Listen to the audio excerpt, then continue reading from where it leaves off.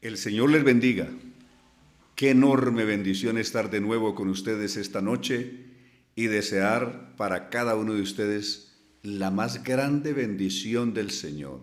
Que sea el Señor el que nos dirige, el que nos asista en esta hora en la escuela de Jesús, donde todos somos muy bienvenidos. Para mí, su pastor Antonio Restrepo representa un gozo muy grande.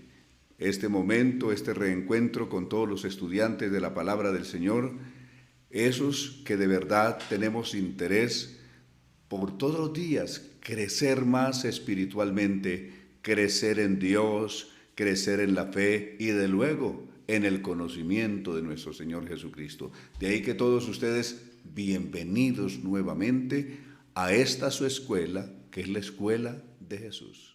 Quiero decirles que estamos en el recorrido, en el estudio de la carta más importante teológicamente hablando, que es la carta escrita por Pablo a los Romanos, conocido también como el tratado de teología más grande que se haya escrito en la historia de la humanidad.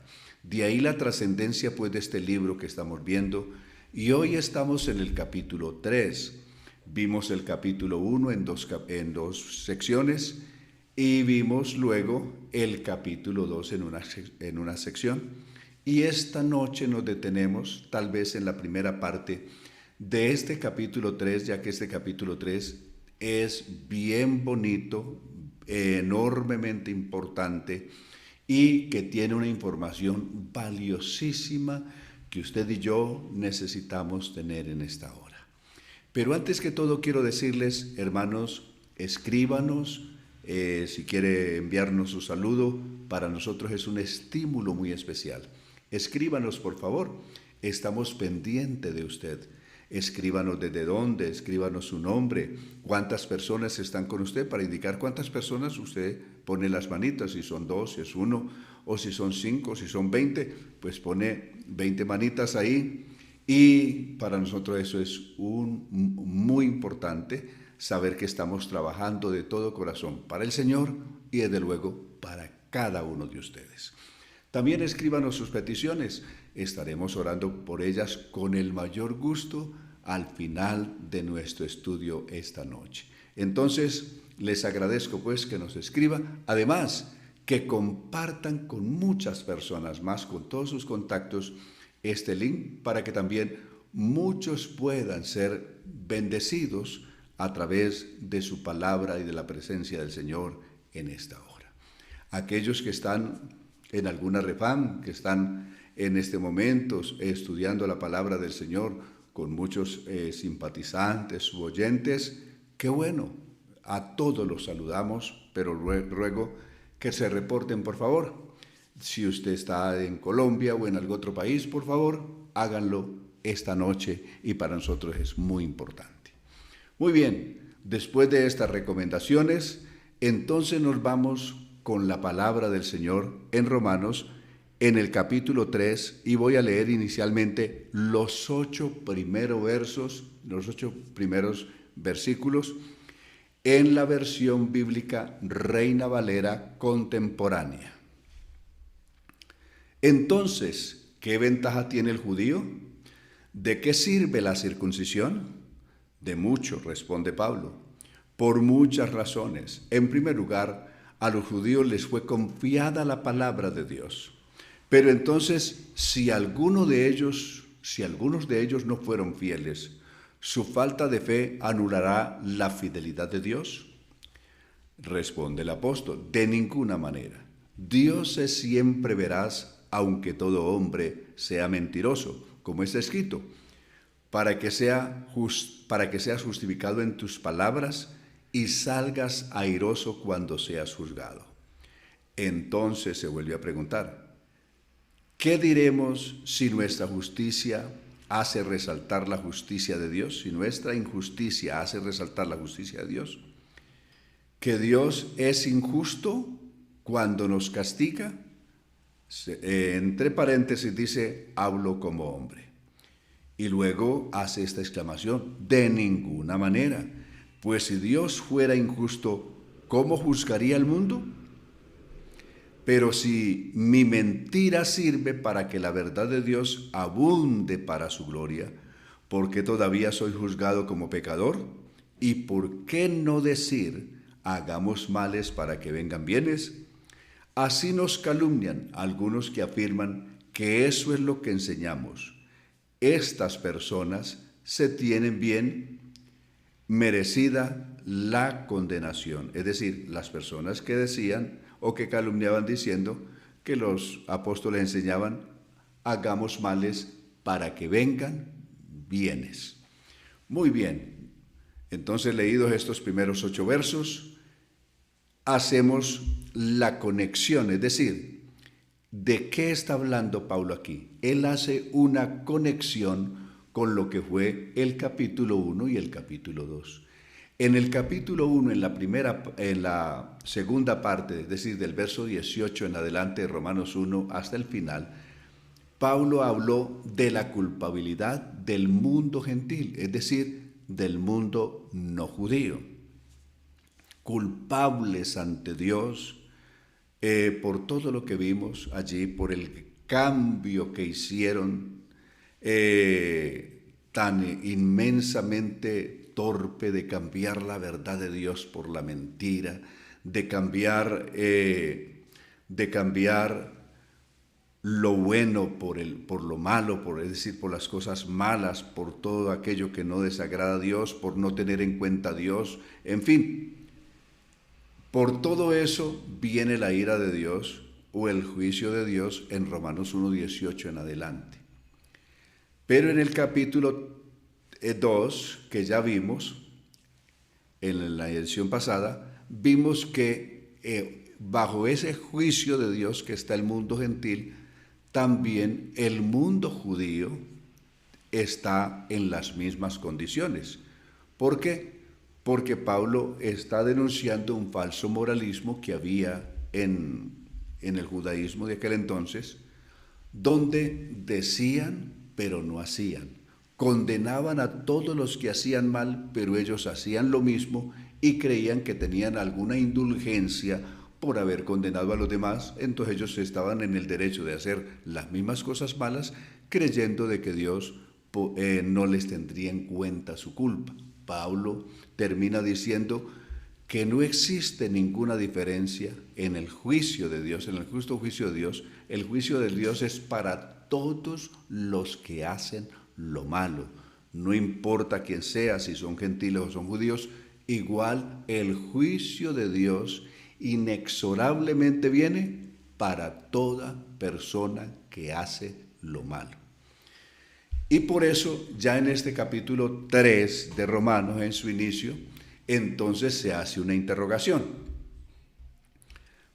Si ya condenó a gentiles y a judíos, aquí el capítulo 3 comienza con una pregunta. Entonces, ¿qué ventaja tiene el judío? ¿Qué ventaja frente a quién? Frente al mundo gentil. ¿Qué ventaja tenían los judíos de Pablo, el de los tiempos de Pablo, y la misma ventaja es hoy? Los judíos de hoy, ¿qué ventaja tienen respecto del resto del mundo o del mundo no judío? Hablamos de los verdaderos judíos, no de los que se dicen ser judíos y no lo son, sino del verdadero judío. ¿Qué ventaja tiene el judío? Y el apóstol Pablo va a asegurar que la ventaja, desde luego, es muy grande y se debe a muchísimas cosas. La primera pregunta que se hace es ¿qué ventaja tiene el judío? La segunda pregunta que se hace, ¿de qué sirve la circuncisión?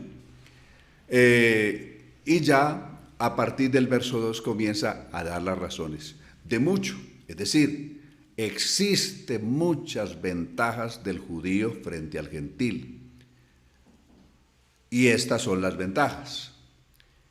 Por muchas razones, dijo el verso 2. En primer lugar, es decir, lo primero, la primer gran ventaja que tiene el judío de raza, el judío verdadero, es a los judíos se les confió la palabra de Dios. Eso es indiscutible. Cuando Dios quiso revelar su palabra, revelarse al mundo, darse a conocer al mundo, a la humanidad, Dios escogió a un hombre. Estamos hablando después del diluvio, sin detenernos a hablar o sin ignorar el trato que Dios tuvo con Adán, con Abel, con Enoc, con Noé antes del diluvio. Pero hablando después en el mundo postdiluviano, Dios pasó a darse a conocer a través de la revelación que Dios le hizo a un hombre. Dios se manifestó a un hombre y a él le reveló gran parte de su plan. Ese hombre fue Abraham. Hechos capítulo 7, verso 2 dice: el Dios de la gloria apareció a nuestro padre Abraham estando en Mesopotamia antes que habitase en Harán. Y le dijo: sale de tu tierra y de tu parentela y vete a la tierra que yo te mostraré. Entonces Dios, en un mundo que ignoraba, que desconocía, que se había olvidado del Dios verdadero y que por lo tanto había quedado en absoluta oscuridad, Dios rompe esa oscuridad de la humanidad, apareciéndosele a un hombre que fue Abraham, a quien le mandó que saliera de su tierra, de Ur de los Caldeos, que se fuera de allí, que se fuera de su parentela y que se fuera a la tierra que Dios le mostraría. Dios consideró de gran valor que este hombre, a pesar de que no lo conocía, sin embargo, no se resistiera a la orden de Dios y le obedeciera. Y eso fue agradable ante los ojos de Dios en gran manera. Aunque inicialmente no cumplió lo que Dios le dijo, que se fuera de su tierra y de su parentela, él se fue con su familia y habitaron en Harán, es decir, en lo que hoy es Siria. Dejó el país de Irak, que es donde quedaba o la antigua Mesopotamia, o Ur de los Caldeos, y se fue a lo que hoy es el país de Siria, antes de habitar o de llegar como extranjero a lo que hoy es Canaán o lo que hoy es Israel. Entonces allí estuvo hasta la muerte de su padre Taré, Génesis capítulo 11, la última parte de este capítulo.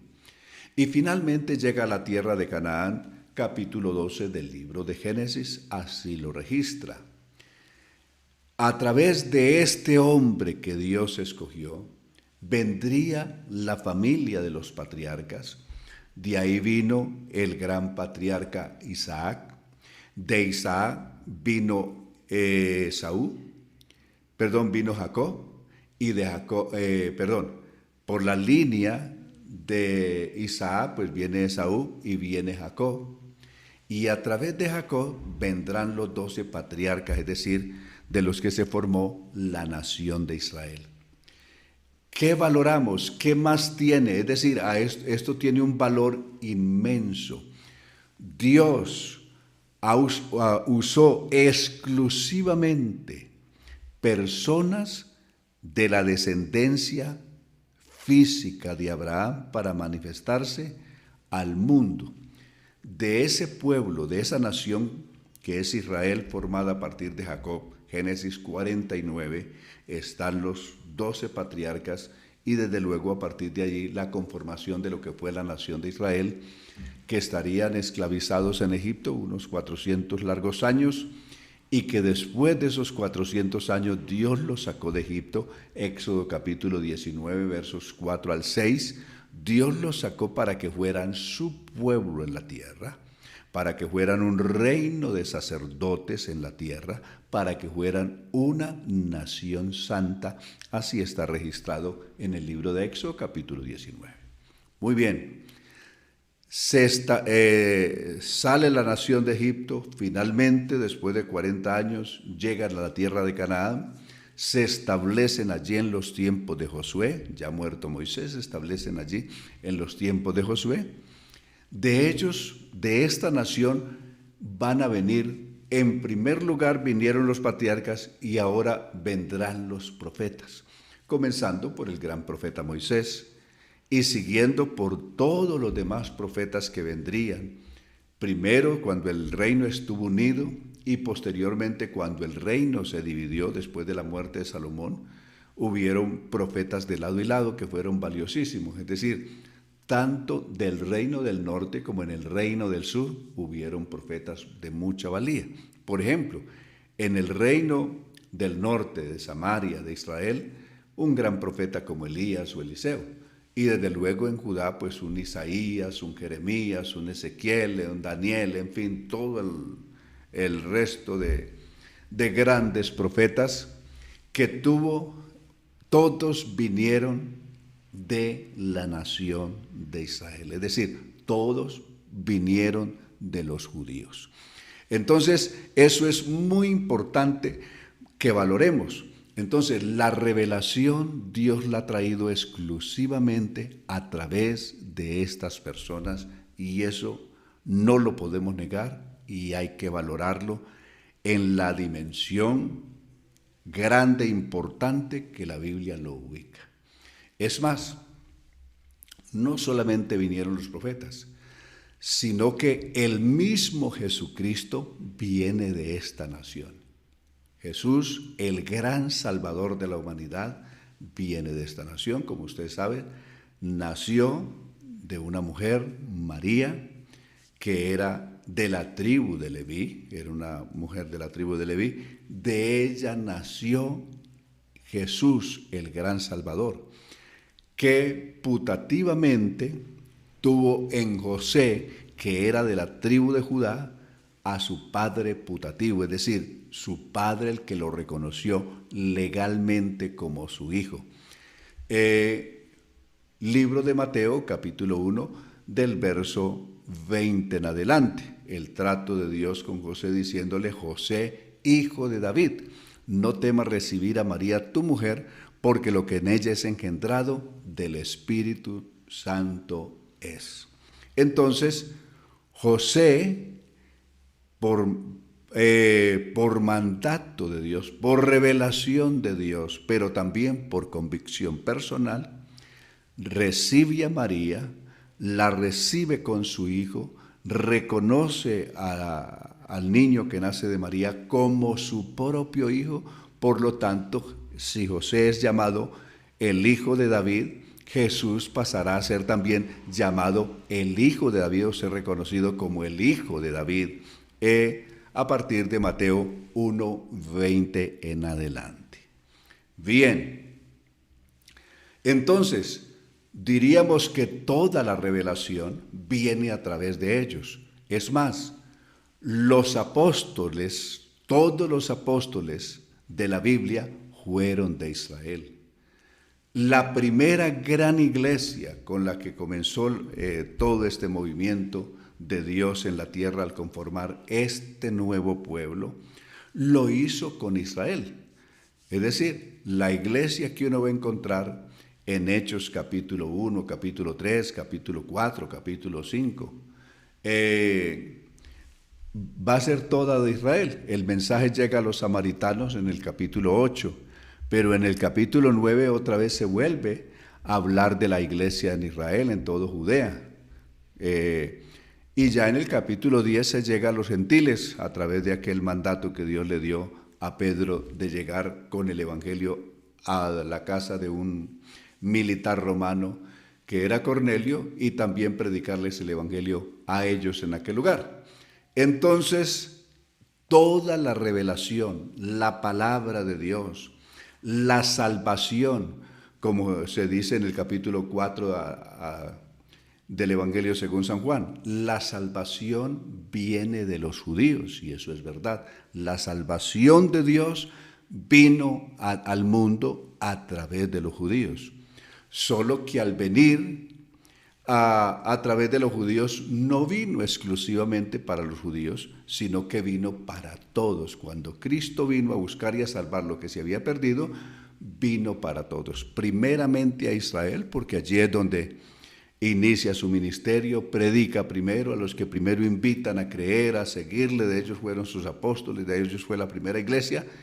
Y luego, como se verá a partir del capítulo 10 y 11 del libro de Génesis, la iglesia se abre hacia el mundo gentil, Recordemos con Hechos capítulo 11, verso 16 en adelante, cuando vino la gran persecución después de la muerte de Esteban contra la iglesia que estaba en Jerusalén. Muchos líderes judíos de gran trayectoria en la iglesia y antes de que fueran iglesia en la vida social de Israel, huyeron de Israel y llegando a Chipre, en Chipre hablaron por primera vez el evangelio a los gentiles y creyó un gran número de hombres como de mujeres que eran griegos, es decir, que no eran judíos. Y posteriormente, a partir del verso 22 del capítulo 11, se ve que se conforma una gran iglesia en la ciudad de Antioquía, en lo que hoy es Turquía, ahí casi en los límites con Siria. Se conforma la gran iglesia que fue la iglesia de Antioquía, una iglesia conformada, la primera gran iglesia que se conforma ya en el mundo griego o en el mundo gentil o en el mundo no judío. Pero toda la revelación había llegado a través de los judíos. Incluso cuando se ve el capítulo 13 del libro de los Hechos, todos los líderes que conforman esta iglesia, que fue la primera gran iglesia entre los gentiles, sin embargo, los líderes todavía de esta iglesia seguían siendo líderes judíos descritos ahí en los primeros versos de este capítulo 13 del libro de los Hechos.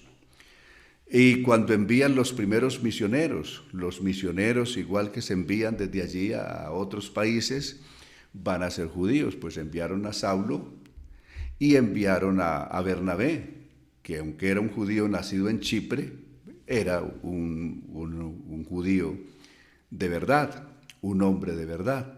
Estos fueron los dos misioneros que fueron enviados por los ancianos de la iglesia en Antioquía, que eran judíos.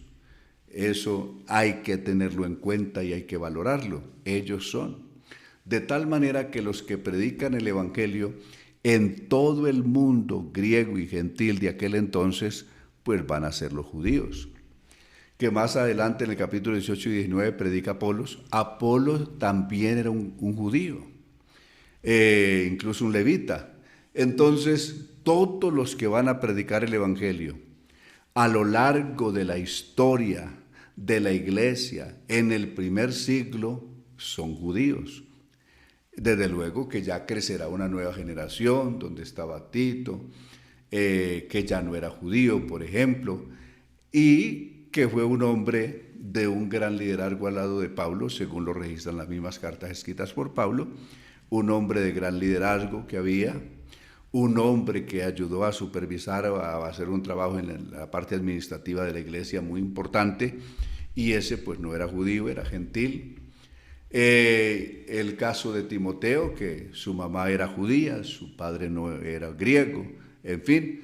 Y poco a poco pues fue entrando una generación de predicadores en la iglesia que no eran propiamente judíos, pero eso no lleva ni que la iglesia judía desconociera a esta nueva generación que entró, que no eran judíos, ni que la nueva generación desconociera la autoridad espiritual y la bendición que Dios había traído no solamente a ellos, sino a toda la humanidad.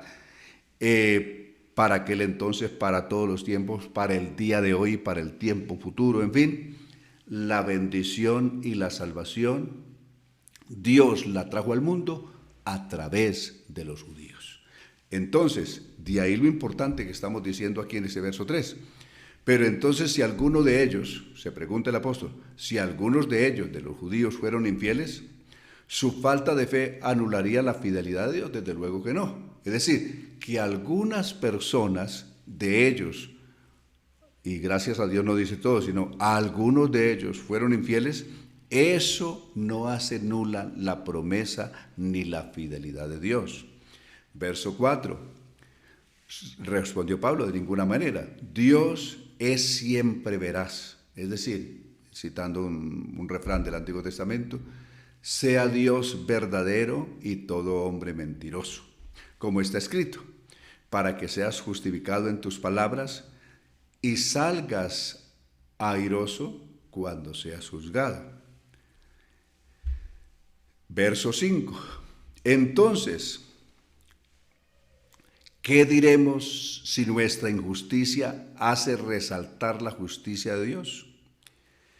Que Dios es injusto cuando nos castiga, es decir, al manifestar Dios su justicia, a pesar de nuestra injusticia, Dios manifiesta su justicia. Y aquí esto nos obliga a dar un vistazo de nuevo, es decir, nos regresa en la misma carta de Romanos al 1:17, Romanos 1:17.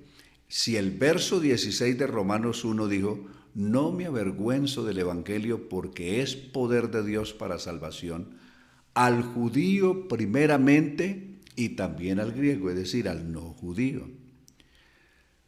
¿Por qué? Va a responder en el verso 17. Porque en el Evangelio la justicia de Dios se revela por fe y para fe, como está escrito, mas el justo vivirá por la fe. Aquí hay una forma, diríamos una manera de juzgamiento distinta a la que se conocía. Había un sistema de juzgamiento o de aplicación de justicia, usando los términos del derecho romano, de aplicación de justicia partiendo de la ley. Es decir, había un sistema de juzgamiento del mundo partiendo de lo que la persona hiciera o no hiciera respecto de la ley. Si una persona transgredía la ley, es decir, la ley de Moisés, está hablando en el mundo judío, no en el mundo romano, sino en el mundo judío, pues desde luego era juzgado y condenado por la ley.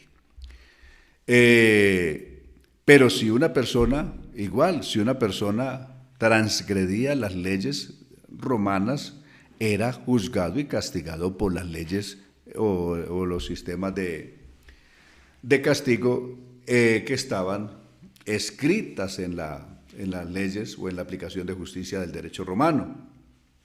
Ahora, aparece aquí un sistema de justicia de Dios.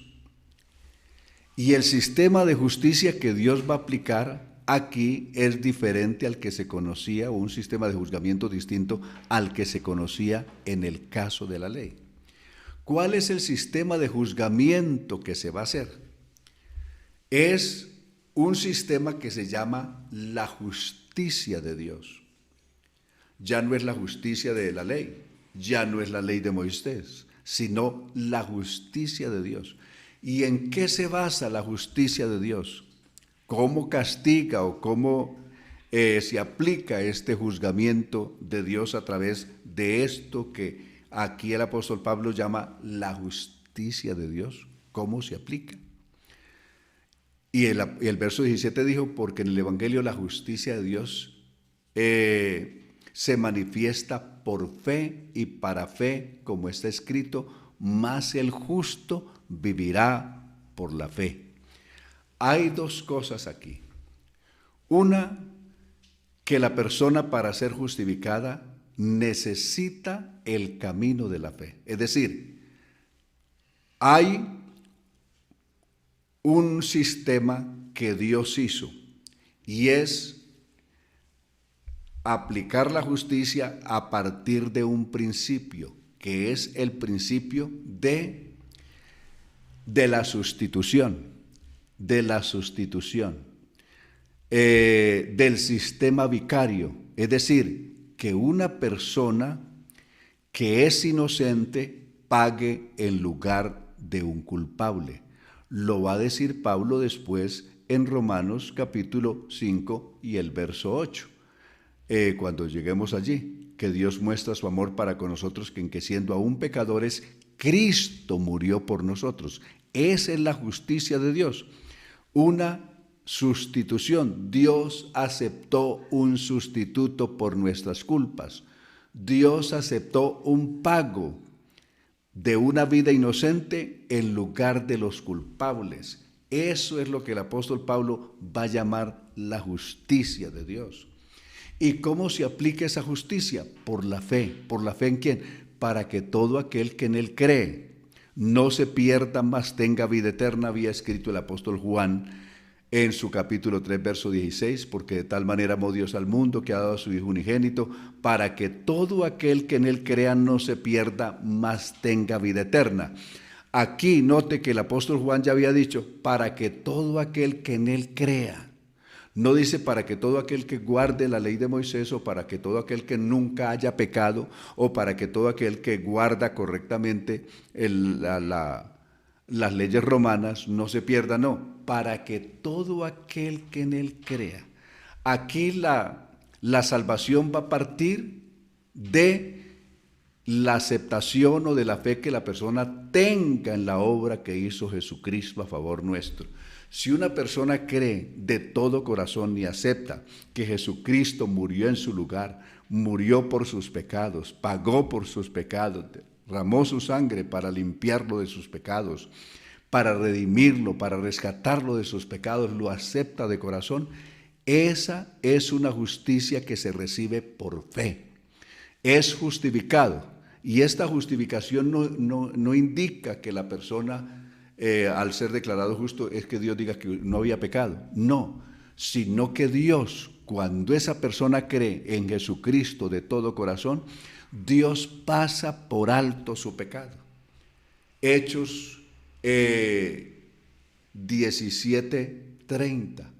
Dios, habiendo pasado por alto en su paciencia los pecados pasados, ahora manda a todos los hombres en todo lugar que se arrepientan. Es decir, una persona llega a Jesucristo de todo corazón, no importa quién haya sido, como Pablo dijo en 1 Timoteo capítulo 1, verso 12, doy gracias al que me fortaleció, a Cristo Jesús nuestro Señor, que me tuvo por fiel poniéndome en el misterio, habiendo yo sido antes un blasfemo. Los blasfemos según la ley tenían que morir. La ley los mandaba ejecutar. Habiendo yo sido un blasfemo, injuriador, perseguidor de la iglesia, mas fui recibido a misericordia porque lo hice por ignorancia en incredulidad. El verso 15 dice, palabra fiel y digna de ser recibida por todos, que Cristo Jesús vino al mundo para salvar a los pecadores, de los cuales yo soy el primero. De ahí que no importa que la persona socialmente sea la persona o haya sido la persona con el más triste pasado, vergonzoso pasado, o con cantidad de transgresiones. Cuando esa persona acepta el sacrificio que Cristo hizo en la cruz del Calvario a su favor, entonces Dios lo declara justo. ¿Cómo se declara esa justicia? ¿Porque Dios no lo encontró culpable de algún pecado? No, porque Dios aceptó la sustitución. Que el justo muriera por los injustos, como dijo Pedro en su capítulo 3, verso 18, que el justo muriera por los injustos para llevarnos a Dios, siendo a la verdad muerto en la carne, pero vivificado en el Espíritu. Y como también lo dice Segunda de Corintios, capítulo 5 y el verso 21, que aquel que no hizo pecado, por nosotros fue tratado como si fuera el peor pecador, para que nosotros fuéramos declarados justicia de Dios en él. De esa justicia es que el apóstol estaba hablando aquí, de esa justicia que Dios le entrega, que Dios le da, que Dios le otorga a una persona que, si bien no había obedecido ningunos principios ni valores morales, sin embargo, al oír de Cristo, creer en su sacrificio, creer en su muerte, hace suyo ese sacrificio y Dios lo declara justo. ¿Justo por qué? Es como si Dios le estuviera haciendo la transferencia o le estuviera entregando la justicia de Jesucristo, de aquel que nunca hizo pecado ni se halló engaño en su boca, y toda su maldad que haya hecho en el pasado, Dios la echa al olvido, o como dice Hebreos capítulo 8, la echa en lo profundo del mar para nunca más acordarse de sus maldades. De esa justicia. Entonces, cuando Pablo y los apóstoles presentaron este sistema de justicia de Dios, entonces algunos calumniaban. Estos dicen que hagamos males para que nos vengan bienes. Eso era una especie de burla que hacían del Evangelio, al burlarse en algunas personas, y de las cuales de esas personas dice, tienen merecida la condenación, según lo termina diciendo al final del verso 8, de estas personas que se burlaban de esa manera, que creían o que decían que para que Dios nos declarara justos había que hacer más pecados, y entre más maldades cometiéramos, entonces más crecía la justicia de Dios. Eso es un disparate y una falta o una equivocada interpretación de lo que es la verdadera justicia de Dios. Muy bien, ya a partir del verso 9, el apóstol va a volver para decir que Dios, como eso es un diagnóstico que da Dios, tanto en el Salmo 14 o en el Salmo 53, cuando dice, dijo el necio en su corazón, no hay Dios.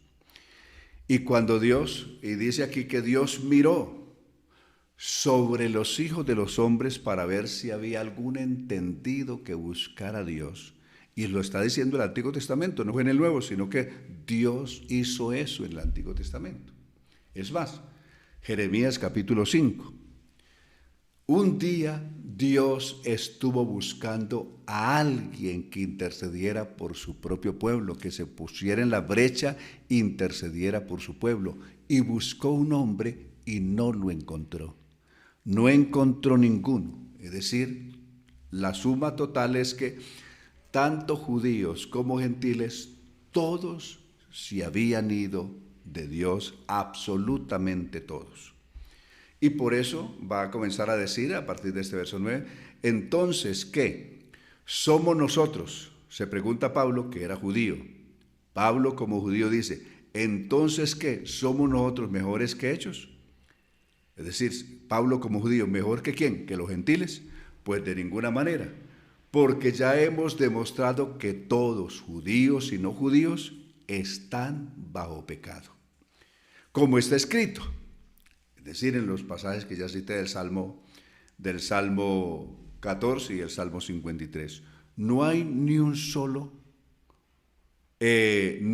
uno solo que sea justo, no hay quien entienda, no hay quien busque a Dios, es decir, ni judíos ni gentiles.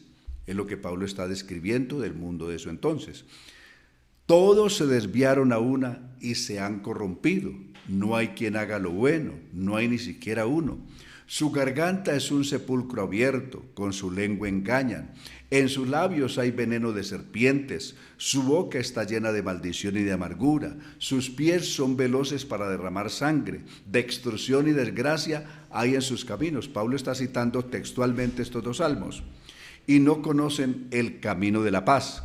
No hay temor de Dios delante de sus ojos, pero sabemos que todo lo que dice la ley se lo dice a los que están bajo la ley. Es decir, primeramente lo que dice la ley se lo dice a los que están bajo la ley, para que todos ellos callen y caigan bajo el juicio de Dios. Y luego, ya que nadie será justificado delante de Dios por hacer las cosas que la ley exige, pues la ley sirve para reconocer el pecado. Es decir, lo único que hace la ley es revelar, manifestar el pecado, la culpabilidad del hombre. La ley no es la sanidad de la enfermedad. La ley es la radiografía o la ecografía que se hace de un tumor o de una enfermedad, pero la radiografía o la ecografía en sí no sirve para curar la enfermedad. La ley eso hizo, revelar hasta dónde había crecido la maldad. Pero la gracia, que es la que salva, vino a través de Jesucristo, a través de la sustitución o del sacrificio que Cristo hizo en la cruz del Calvario, como ya lo anotábamos anteriormente. Entonces, he ahí pues, esa es la gran exposición que el apóstol está haciendo, o que hace aquí hasta este verso 20. Ahora viene una explicación amplia a partir del verso 21, la justicia que viene por medio de la fe. Y al hablar sobre esa justicia que viene a través de la fe y cómo se aplica y cómo se recibe, de esta hablaremos en el próximo capítulo, en la voluntad del Señor. Por ahora decirles que los amamos mucho en Cristo Jesús y que nos vemos, queriendo Dios, en 8 días. Nos volvemos a ver. Que el Señor les bendiga, que la paz del Señor sea con todos.